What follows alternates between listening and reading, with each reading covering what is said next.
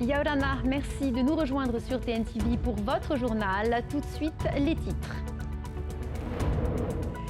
Route meurtrière au Fénois, 16 décès depuis janvier après une année 2025 qui avait coûté la vie à 31 personnes. Pour inverser la tendance, l'opération Halte à la prise de risque qui a déjà sensibilisé plus de 20 000 jeunes en 21 ans se délocalise pour la première fois dans les îles. Vous le verrez. Solidarité et mémoire ce soir à la mairie de Papeete. Une cérémonie aux chandelles est actuellement organisée par l'association Agir contre le sida. Nous serons en direct sur place avec notre journaliste Laure Philibert. Cap sur le tourisme à Rangiroa.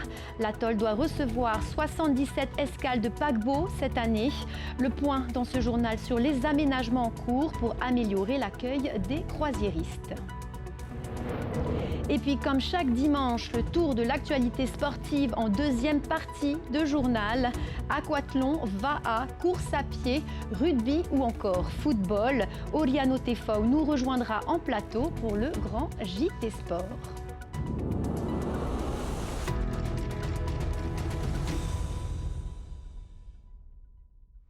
Déjà 16 morts sur nos routes depuis le début de l'année.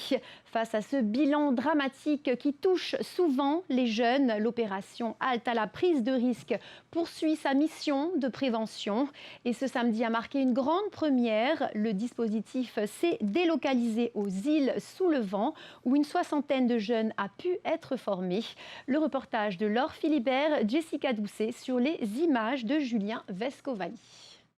Ils conduisent pour la plupart déjà des deux roues, mais n'ont pas toujours conscience des dangers auxquels ils peuvent être confrontés sur les routes. Ces jeunes, âgés de 17 à 25 ans, venus de l'ensemble des Raromatei, participent à une session de sensibilisation. Pour la première fois depuis sa création, l'opération Halte à la prise de risque sort des îles du Vent. Là, ça va faire un moment que j'en fais plus parce que j'ai plus du coup de deux roues. Mais c'était plus l'année dernière, j'allais souvent en balade. On a appris les différents accidents de la route, pourquoi il est important aussi d'avoir une assurance et pourquoi aussi c'est important d'avoir des cartes grises, etc. En fait, c'est de faire venir un maximum de monde. Toute la journée, il faut qu'ils suivent bien parce qu'en fait, à la fin, il y a un QCM qui leur permet d'accéder à certaines formations. Les meilleurs ont les formations, les moins bons, ils ont ce qui reste, je dirais, entre guillemets. Mais au moins, ça les oblige à bien écouter parce qu'entre l'information qu'on a en gendarmerie, les assurances, les auto-écoles, les premiers gestes de premiers secours, le docteur Belli qui lui s'occupe de tout ce qui est traumatologie.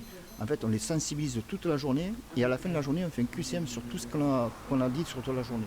Les nombreux lots à gagner motivent les participants. Et là, c'est gratuit et on a juste à payer le timbre qui est à 3 000 francs. C'est vraiment exceptionnel. Au total, 2 formations au permis de conduire et 8 formations au brevet de sécurité routière ont été offertes. L'impact des images chocs et les témoignages produisent également une prise de conscience. Depuis sa création, l'opération Halte à la prise de risque a généré une baisse des accidents chez les jeunes conducteurs. En 2005, donc, on a axé notre prévention sur le créneau d'âge de 17 à 25 ans. 17-25 ans qui était à l'époque plus de 60% des accidentés de la route. Donc en 21 ans maintenant, ça fera 21 ans cette année, on est passé de 60% à moins de 30% de blessés de moins de 25 ans sur la route. Et l'année dernière, je dirais au niveau des tués, on n'était plus qu'à 14%. On est très content de la journée d'hier parce que il y avait beaucoup d'actions en fait, beaucoup de retours, de feedback pendant notre présentation. Donc les élèves sont contents et puis ils étaient aussi contents de voir pas mal d'informations que nous avons données alors qu'ils ne savaient pas. L'équipe de Halte à la prise de risque restera à Rayatea jusqu'à mercredi soir pour faire passer un maximum de BSR. Plus d'une vingtaine de jeunes conducteurs sont déjà inscrits. Et à Rayatea, ces images ont tourné en boucle sur les réseaux sociaux.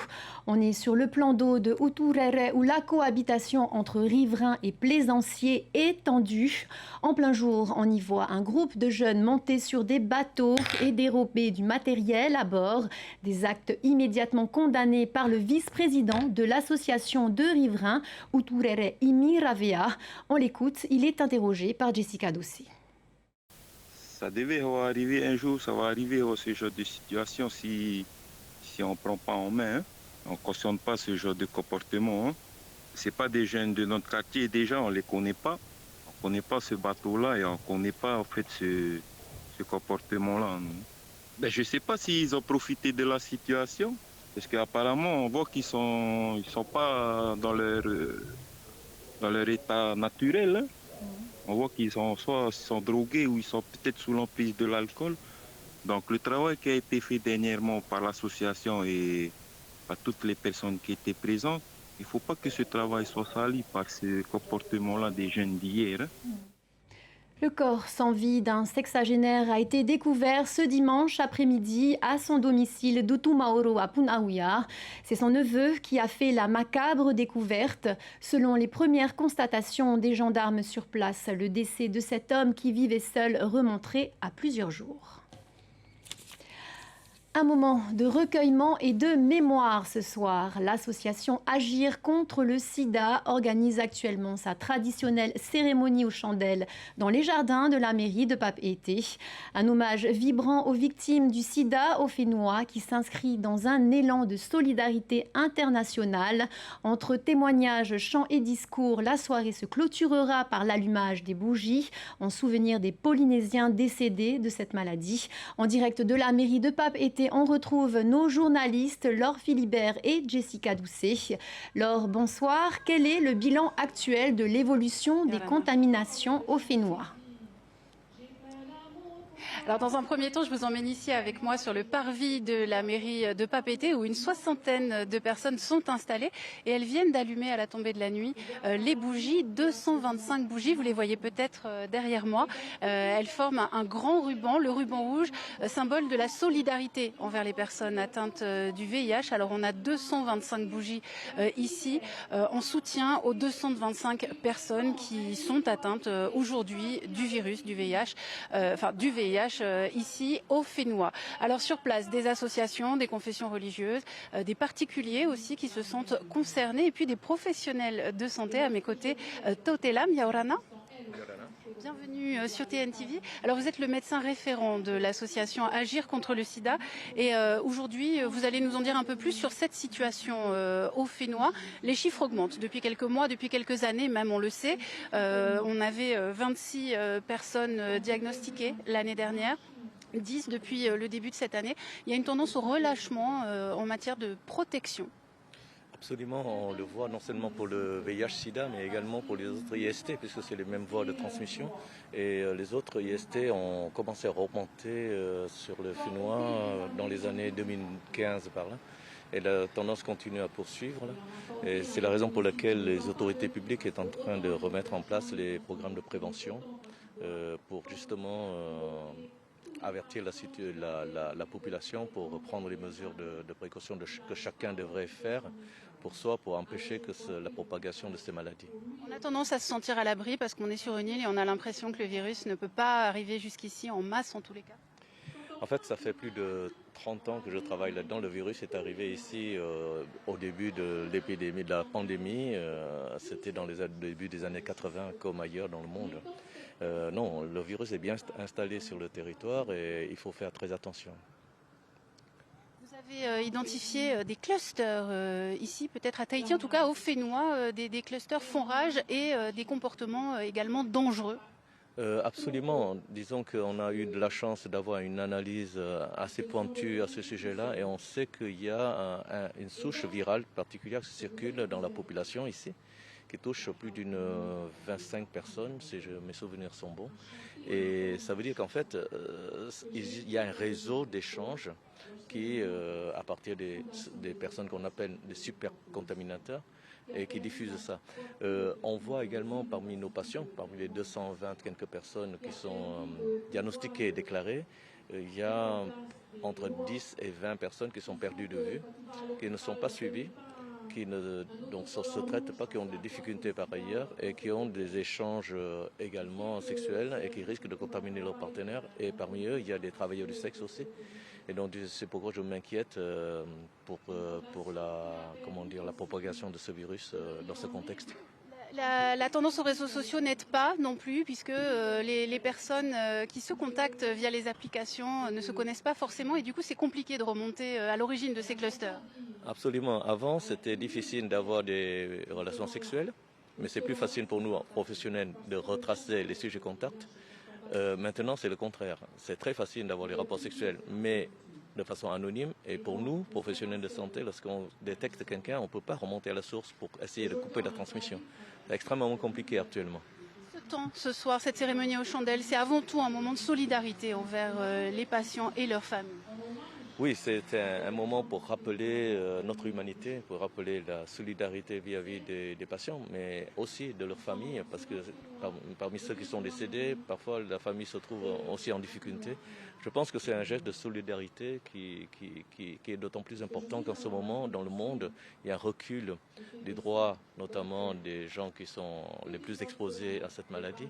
Il y a les moyens qui sont de moins en moins importants, notamment avec le retrait de différents gouvernements. Je ne vais pas citer les noms, pour la lutte contre le VIH-Sida, mais pas seulement, pour la tuberculose, pour le paludisme. Et donc en fait, il y a beaucoup d'inquiétudes dans la communauté médicale et scientifique sur la recrudescence de nouveau ou de la réémergence de ces problèmes de santé. Merci Totelam et vous qui nous regardez ce soir, on vous invite à nous rejoindre ici à la mairie de Papeete sur le parvis pour ajouter votre bougie en soutien à tous ces malades polynésiens. Une bougie pour ne pas oublier. Merci Laure avec Jessica Doucet en direct de la mairie de Papeete. On passe à la culture et à la cohésion d'équipe. À présent, la place Toata a vibré hier soir au rythme de la 3e édition du Ori at Work. Ce concours de chant et de danse traditionnelle inter-entreprise porté par l'association Tamari Mananui a réuni les salariés du groupe Van. Au-delà des prix décernés par le jury, ce fut surtout une grande célébration de notre culture. Ambiance avec Léa Gugelman.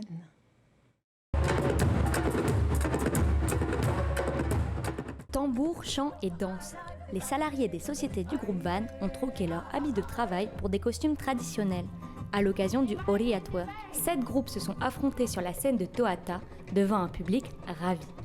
Ce soir, en fait, tous les spectacles qu'on a pu regarder, franchement, c'est époustouflant. C'est la première fois que je viens voir le Ori at Work et on peut dire qu'on est déjà au vivant, c'est impressionnant. L'effort que les groupes ont donné pour être là et on voit bien qu'ils sont là dans la joie, ils ne sont pas forcés de le faire. Et c'est vraiment authentique, c'était vraiment beau. Au programme, Aparima, Otea et Orero. Mettre en avant la culture, renforcer la cohésion d'équipe, les raisons étaient nombreuses pour participer à l'événement qui représentait des mois de travail. Très content, très satisfait d'une période de répétition dure et persévérante pour arriver à un résultat aujourd'hui qu'on est tous émerveillés. Voilà. C'était que du bonheur. Et puis on a travaillé quand même pendant, on va dire, 2 mois et demi pour pouvoir justement présenter quelque chose ce soir et tout, et pour pouvoir justement participer à cette soirée. Et on est toutes fiers de nous ce soir avec notre chorégraphe, nos chefs d'orchestre et tout le monde. Voilà, c'était que du bonheur, quoi. Que du bonheur. Un concours unique en son genre qui aura permis de révéler les talents des salariés, mais aussi une véritable aventure humaine qui aura donné le sourire à tous ceux qui étaient sur place. Une première dans le paysage audiovisuel polynésien. L'association Te Taime Ete Arieuil innove en se lançant dans un projet de série, La Perle Noire, le tout premier Polynesian drama. Particularité de cette fiction, elle est spécialement pensée pour nos smartphones. Une vingtaine de comédiens locaux sont en cours de formation. Regardez. Alors essayez de me faire sans crayon. Moteur et action. 24 comédiens participent à un stage intensif de 85 heures avec un objectif commun.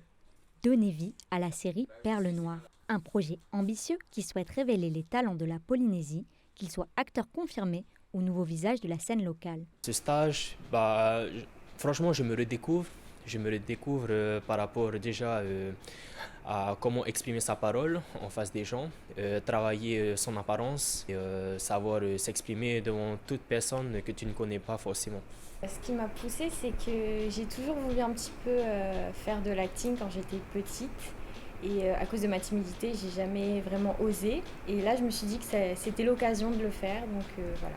À l'origine de ce projet, Christine Lara, scénariste et romancière, qui imagine le tout premier Polynesian Drama, une série dramatique tournée au format vertical, inspirée des dramas coréens, une première en Polynésie.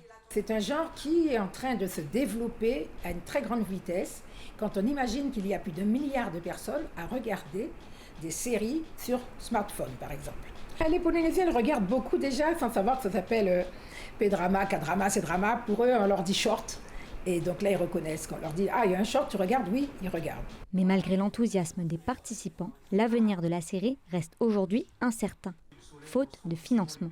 Une cagnotte en ligne a été lancée pour permettre au projet Perles Noires de voir le jour. En attendant, les comédiens poursuivent leur formation avec l'espoir de voir la série entrer en production en septembre 2026.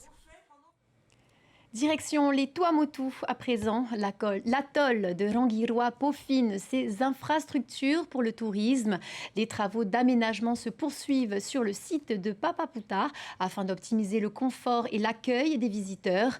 Un enjeu économique de taille pour la commune qui devrait recevoir pas moins de 77 escales de paquebots cette année. Jessica Doucet.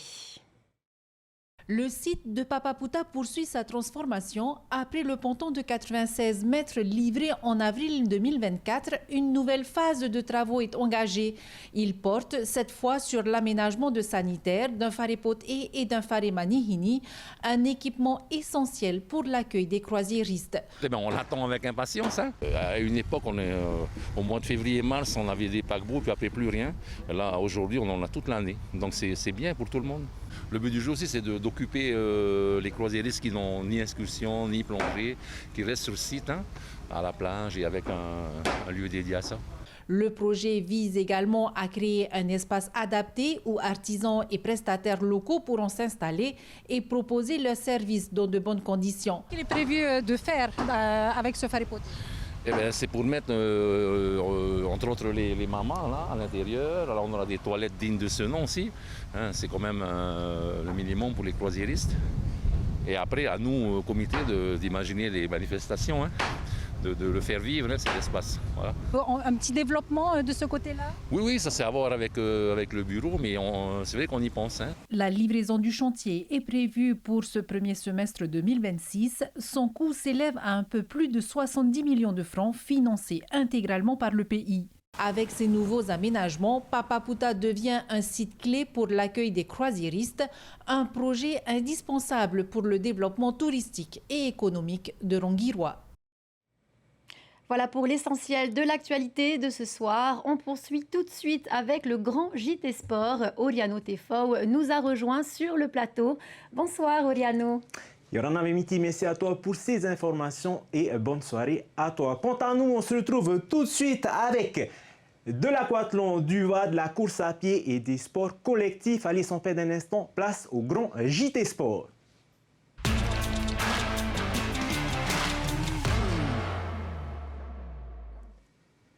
Natation puis course à pied sont la moindre pause. Ce matin, les championnats de Polynésie d'aquathlon réunissent plus d'une cinquantaine d'athlètes au Pakvere à Punaoya, un format explosif entre mer et bitume, avec bien entendu un œil tourné vers les Jeux du Pacifique de 2027 Immersion. Ça part très vite dans le lagon, ça sprint dès la sortie d'eau et ça ne relâche plus jusqu'à l'arrivée. À Verheil, les meilleurs triathlètes du Fénois disputent le championnat de Polynésie d'aquathlon sur un format rythmé et intense. 2 boucles de natation pour un total de 1000 mètres, avant 5 km de course à pied. Cette épreuve intense réunit plusieurs athlètes de la présélection tahitienne pour les Jeux du Pacifique. Pas mal d'athlètes de la présélection, donc chez les hommes on a Thomas Lubin, on a Manaya Vincenti, on a Noé Delbreil, on a le champion de Polynésie aussi en titre d'aquathlon Théophile Seri, donc on va avoir une belle course. Et chez les féminines aussi pas mal d'athlètes de la présélection. Dans l'eau, Paul Lorzil imprime immédiatement le rythme. Le nageur du centre de performance sort en tête et étire le groupe dès les premières minutes. Mais derrière, Manaya Vincenti reste au contact avant de faire parler sa vitesse sur la partie course à pied. Plus solide dans les derniers kilomètres, il coupe finalement la ligne d'arrivée en tête en 32 minutes et 8 secondes. Avec près d'une minute d'avance sur Thomas Lubin et Théophile Seri. Ça part super fort en natation, donc je tiens les pieds du premier. Et du coup je sors deuxième de l'eau. Puis après, j'arrive à vite le rattraper en course à pied et je prends de l'avance. Derrière lui, Thomas Lubin limite l'écart malgré une préparation loin d'être idéale après un retour récent de Nouvelle-Zélande. Première bouée, je vois que c'est fichu, j'arriverai pas à tenir. Puis après, quand tu es tout seul, tu tombes dans un faux rythme, tu sais pas si tu avances, si tu n'avances plus. Puis je voyais les écarts se creuser. Je pensais pas prendre une 40. Mais je me suis dit, de toute façon, c'est une course d'entraînement. Il n'y avait pas gros enjeux pour moi, honnêtement. Aujourd'hui, c'est pas ce que je prépare dans ma saison, des formats aussi courts, aussi intenses. Ce qui va vraiment compter énormément pour moi, c'est le 20 juin, j'ai les championnats d'Europe, etc. en Italie. La première grosse compétition pour moi, c'est la deuxième la plus importante. Donc là, par contre, je me prépare pour ça. Chez les dames, la course a offert un scénario tout aussi intense. Pauline Moreau s'impose en 36 minutes et 46 secondes devant Solène Bernagou et Gwenaëlle Roby. Partie en retard en natation, elle réussit à reprendre les manettes en course à pied. Alors moi la natation c'est pas mon fort, donc c'était dur. Solène qui est dans la présélection aussi est sortie plus d'une minute devant moi. Donc il fallait se challenger pour la rattraper en course à pied, je savais que j'avais mes chances. Elle a bien carburé, donc ça m'a challengé, c'est bien, on se challenge les unes les autres et j'ai réussi à la rattraper sur le dernier tour, donc c'est top. Il va falloir progresser en natation. J'espère qu'on aura une piscine pour ça. La saison du triathlon tahitien va maintenant monter en puissance avec le championnat de Polynésie fin juin, avant le test event international prévu à Moorea au mois d'août sur le futur site des Jeux du Pacifique de 2027. Et cap maintenant sur le va avec la Coupe de l'Amiral, une course entre Aorei Tinihau et le Motu Martin. Près de 700 rameurs se sont affrontés sur un parcours exigeant de 22 km. Les favoris EDT et Shelva ont confirmé leur grande forme. Retour sur cette course avec Huanui Atoahiva.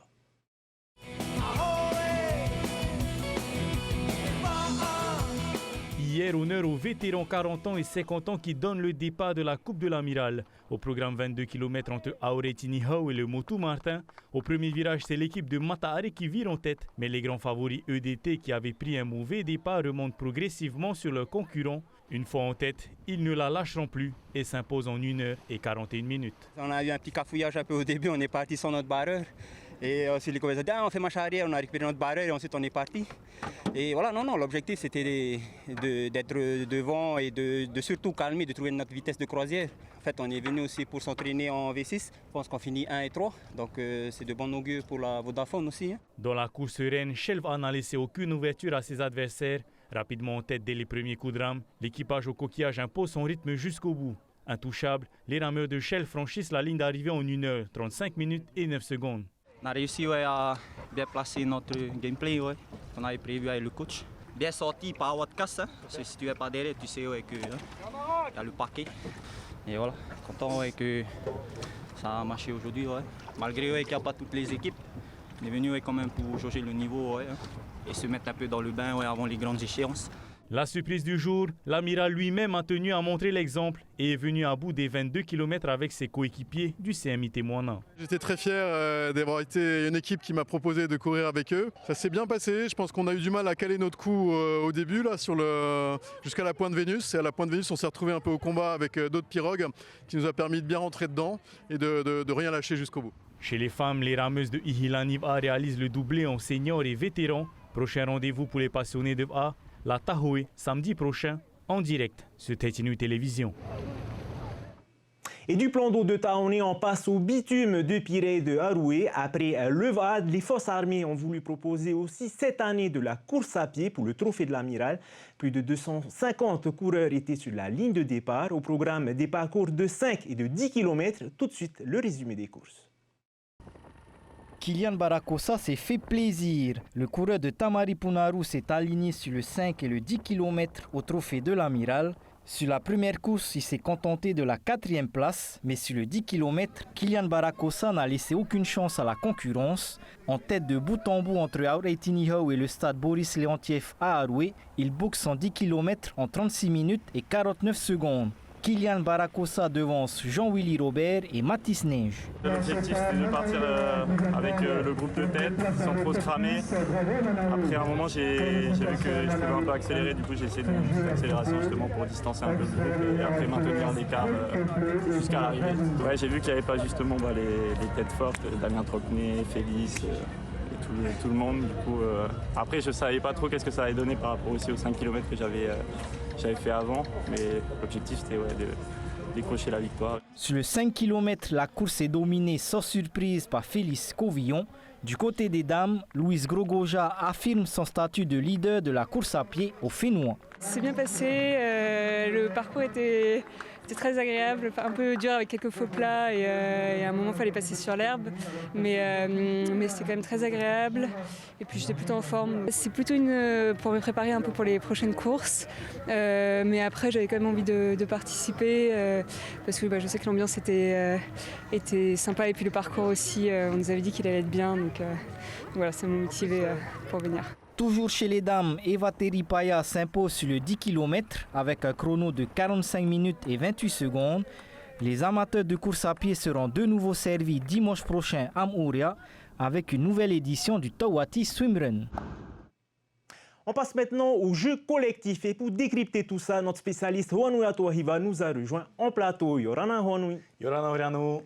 Alors il y a eu du rugby pour les jeunes cette semaine. Tout à fait, Oriano. Hier, à Fa'a, les plus jeunes rugbymen du Fénois avaient rendez-vous pour le dernier tournoi U8 et U10 de la saison. 90 enfants venus des clubs de Tahiti, mais aussi des clubs de Montréal se sont affrontés dans une ambiance sportive et conviviale. Entre matchs et ateliers techniques, les petites pépites ont montré les progrès réalisés tout au long de l'année. Tout de suite, le reportage de Désiré Teivao. Course, passe, plaquage et essai, les petits rugbymen se dépensent sans compter sur le terrain d'Oremu. Et entre les matchs, les joueurs revoient les fondamentaux avec des ateliers de passe et de plaquage. C'est l'occasion aussi de glaner des points précieux au classement final. Ça se passe très bien. On a fait un match contre le Papeete. On a gagné 5-2. Et après ça, on a fait des ateliers de passe. C'est Manoura les plus forts? Oui, assuré. Il vous reste quel match là encore aujourd'hui? Contre Punawi à 2. Comment ça va être le match? Bien, c'est nous qui allons gagner. Content de les accueillir, c'est ma première année au club et d'être avec eux, d'essayer de leur faire de leur mieux, de les faire progresser, de les faire s'amuser et qu'ils passent de bons moments en faisant du sport. Au fil de la saison, les éducateurs ont vu leurs petits protégés prendre confiance et mieux comprendre le jeu collectif, des progrès soulignés par la Fédération polynésienne de rugby. Sur 10 tournois, puisque toutes les catégories font 10 tournois dans la saison, il y a une très grande amélioration, une progression. Donc il faut féliciter tous les éducateurs des clubs qui œuvrent au quotidien et félicitations à eux. Et c'est vrai qu'on a ce qu'on recherche, c'est-à-dire des joueurs qui sont très collectifs, qui franchissent, qui essayent de faire des passes, qui essayent de faire jouer les autres. Et là, on est très heureux parce que c'est ce qu'ils nous proposent. Dans une ambiance conviviale, ce dernier tournoi vient clôturer la saison des plus petits sur une note positive. Pour beaucoup de ces jeunes joueurs, l'aventure rugby ne fait que commencer.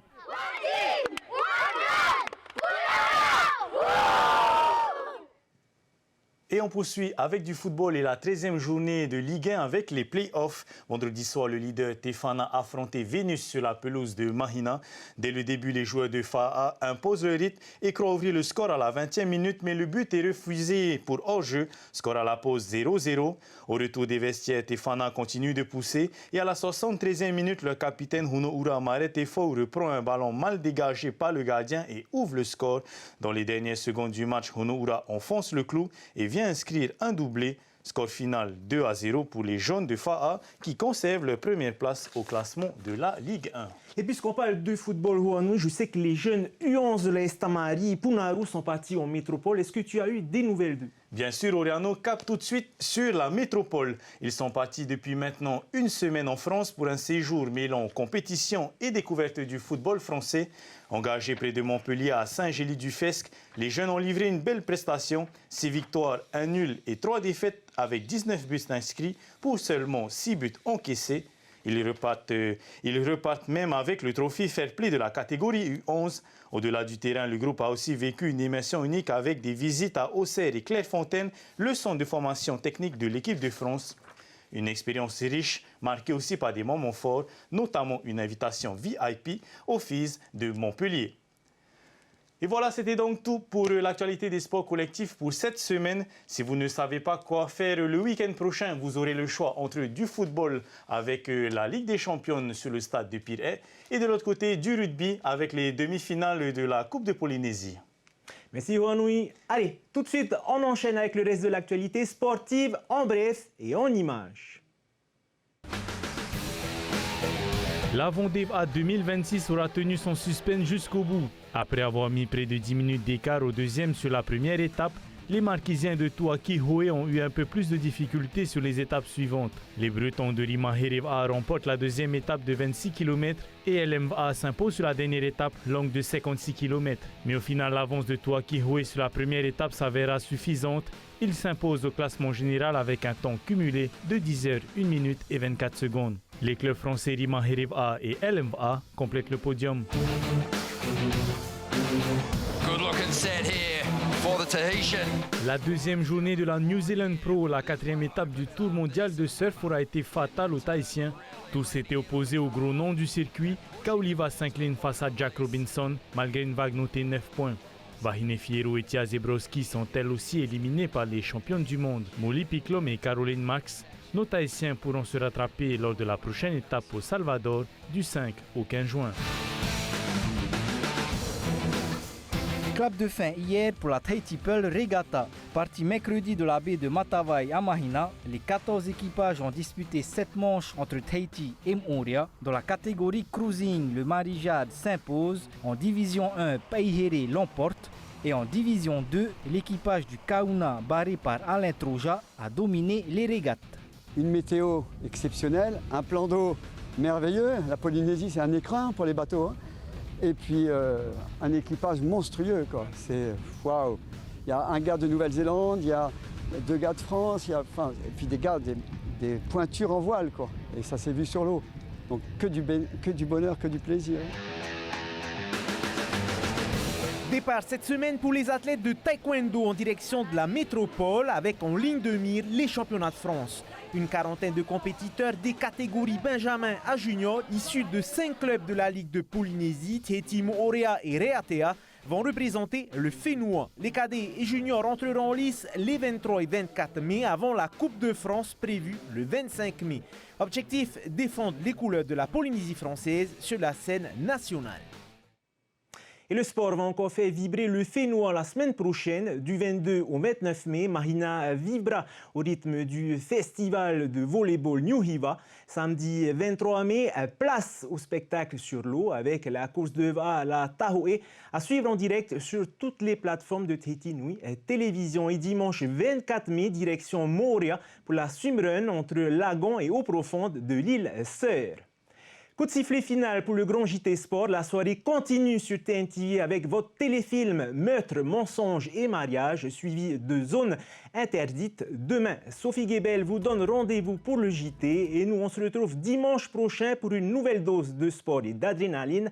D'ici là, gardez la forme, le sourire et sportez-vous bien.